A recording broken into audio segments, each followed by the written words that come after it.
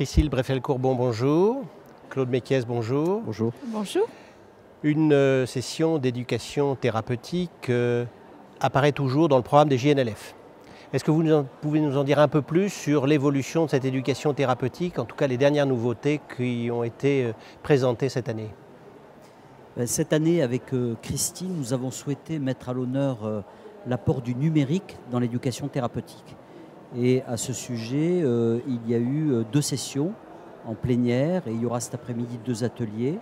La première session était consacrée aux outils numériques qui pouvaient nous aider à promouvoir et à compléter des programmes d'éducation thérapeutique.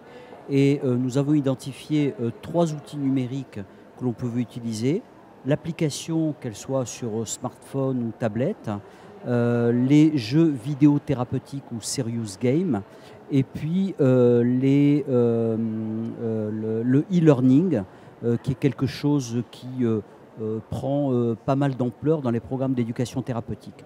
Donc nous avons eu après une table ronde avec des personnes qui ont l'habitude d'utiliser ces outils. Globalement, l'application a une finalité, c'est de pouvoir capter des datas, mais de manière beaucoup plus précise que ne le ferait un examen clinique, par exemple sur la vitesse de la marche, sur la cognition, sur la vision. Et ces datas peuvent être analysées par le soignant et réfléchies avec le patient pour pouvoir essayer de répondre à une problématique X ou Y. Par contre, les jeux vidéo thérapeutiques et le e-learning ont une autre mission qui est celle de pouvoir intégrer à proprement parler le programme d'éducation thérapeutique avec toujours pour mission d'augmenter la compétence des patients vis-à-vis de la maladie, du traitement, etc. Et la double finalité qui est celle de l'autonomie et de la qualité de vie.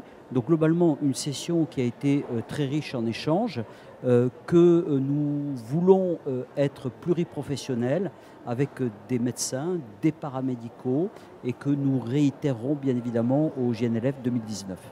Alors ces JNLF sont l'occasion aussi de porter sur les fronts baptismaux une toute nouvelle société dont vous assurez la présidence.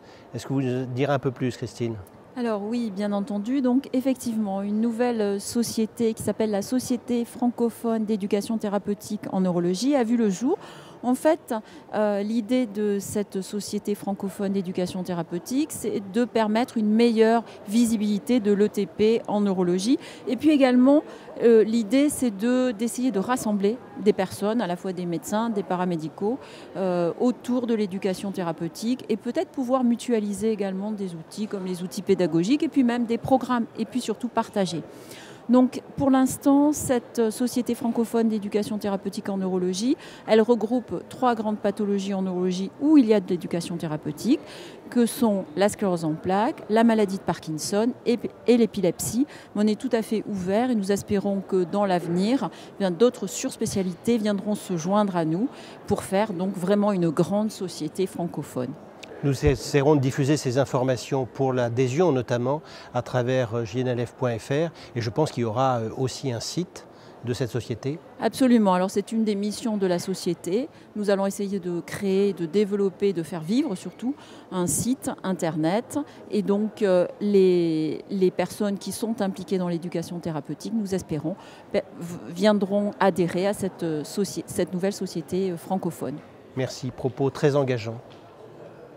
Merci beaucoup.